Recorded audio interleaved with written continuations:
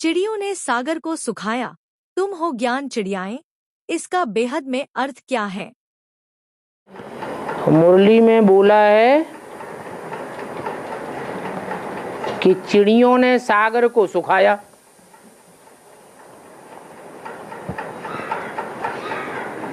तुम हो ज्ञान चिड़ियाएं, तुमने सागर को सुखाया। अच्छा, एक तरफ ये बोला और दूसरी तरफ एक बात और बोली है सागर को सुखाने की। कोई नगरी है, बॉम्बे नगरी के बारे में बोला है कि सागर को सुखाया है, तब माया की नगरी बनी है। क्या? अगर सागर को सुखाया न होता, सागर में मिट्टी न डाली गई होती, तो सागर सूखता क्या? है?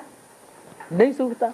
माने देह अभिमानी की मिट्टी सागर में डाली जाती है तो वो सागर का नाम पड़ता है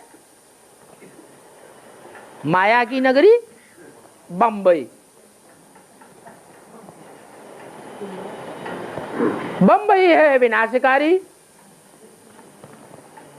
और दिल्ली है स्थापनाकारी।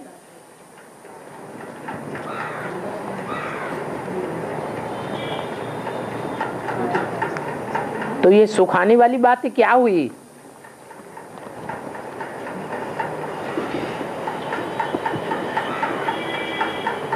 ये है देह अभिमान से कनेक्टेड बात।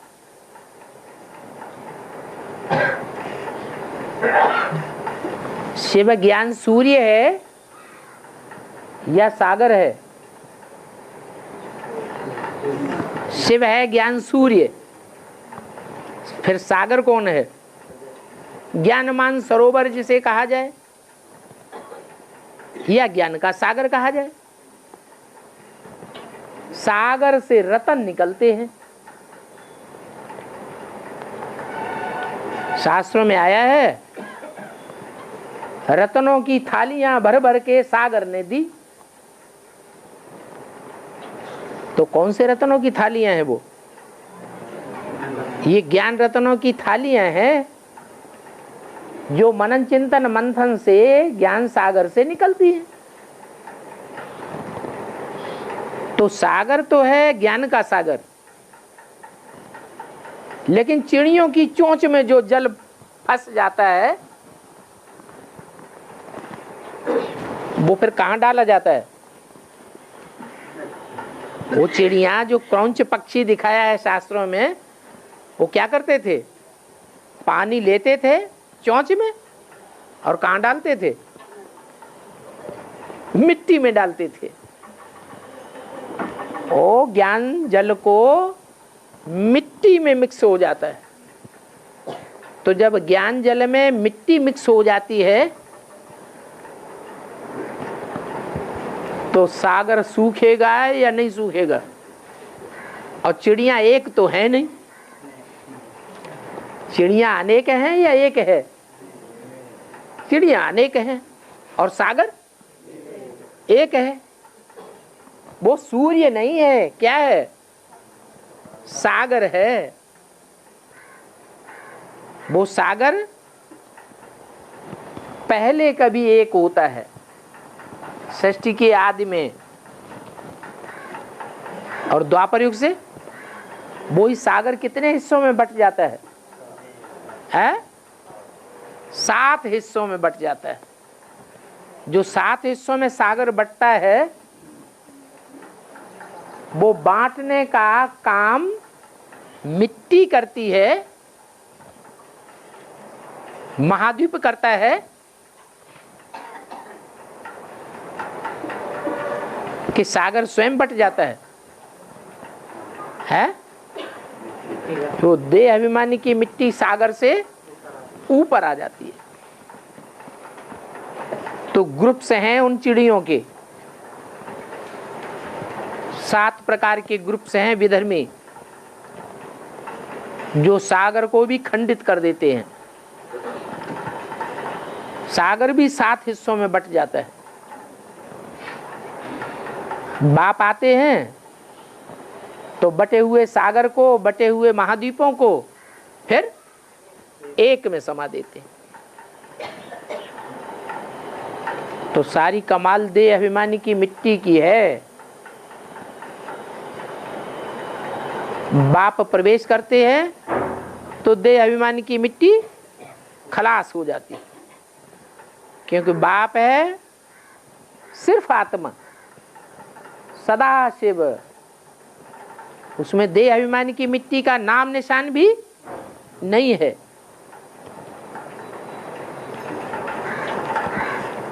इसलिए शास्त्रों में दिखाया है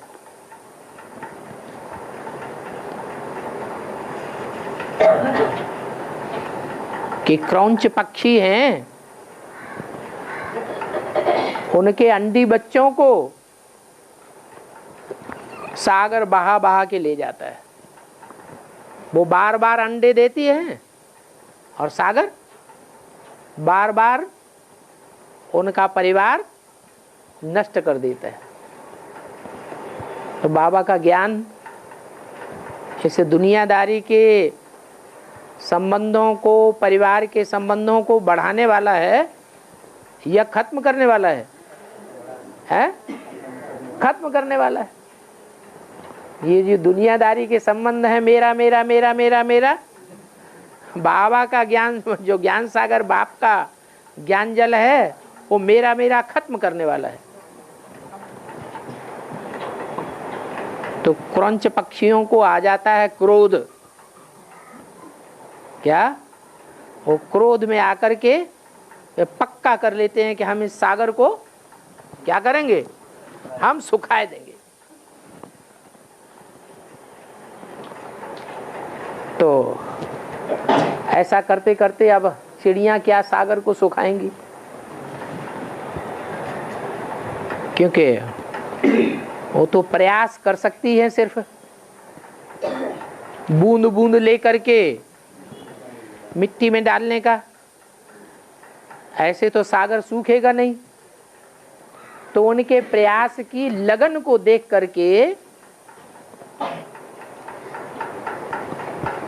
अगस्त ऋषि को रहम आ जाता है। हाँ, वो सारे सागर को उठा के पी लेते हैं। तो सारा सागर जब उठा के उन्होंने पी लिया, वो बात कहाँ की है? कौन है जो सारे ज्ञान सागर को उठा के पी लेता है? उसके अलावा और कोई दूसरी आत्मा नहीं है जो सारे ज्ञान सागर को हप करे। उसने ज्ञान सागर को पी लिया। फिर कहावत पड़ गई कि चिड़ियों ने सागर को हप कर लिया। तो कभी चिड़ियां सागर को हप करती हैं, कभी सागर को अगस्त ऋषि पी जाते हैं।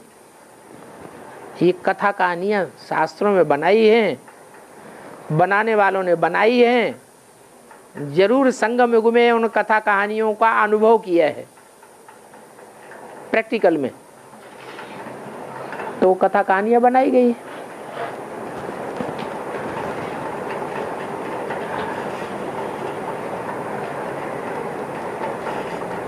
राम वाली आत्मा और शिव वाली आत्मा,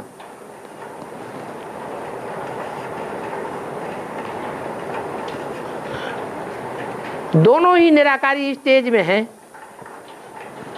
फिर दोनों में अंतर क्या है? एक अल्पकाल के लिए है और एक सदाकाल के लिए निराकारी है। तो जो अल्पकाल के लिए निराकारी बनती है उसको परिवर्तन किया जा सकता है। जो सदाकाल के लिए निराकारी है, सदा शिव है, उसको परिवर्तन नहीं किया जा सकता। तो सागर को जो सुखाने वाली बात है, कि सारा ज्ञान जल सूख गया।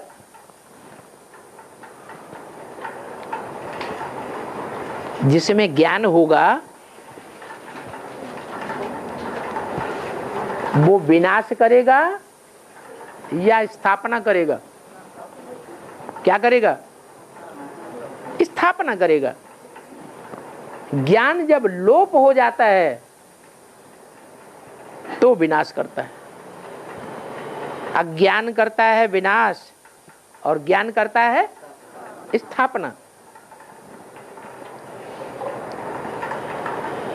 तो उन्होंने शास्त्रों में लिख दिया है कि शंकर जी की आंख खुली तो विनाश हो गया। ये उल्टी बात हुई या सीधी बात हुई? ये तो उल्टी बात हो गई। आंख खुली का मतलब शिव संपन्न स्टेज में आ गया। पुरुषार्थ करते करते राम वाली आत्मा ने अपन को बाप समान बना लिया। बाकी चिड़ियां क्या सागर को सुखाएंगी?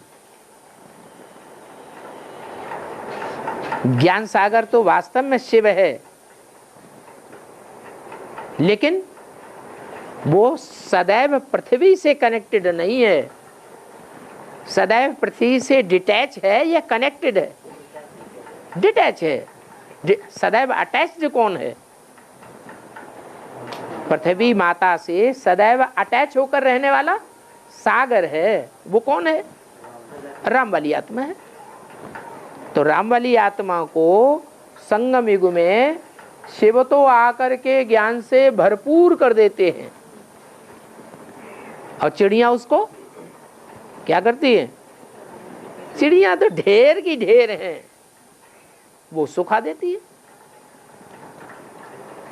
मिट्टी के संसर्ग संपर्क का जो संग का रंग है वो शिव को लगता है या राम वाली आत्मा को लगता है? राम वाली आत्मा को लगता है।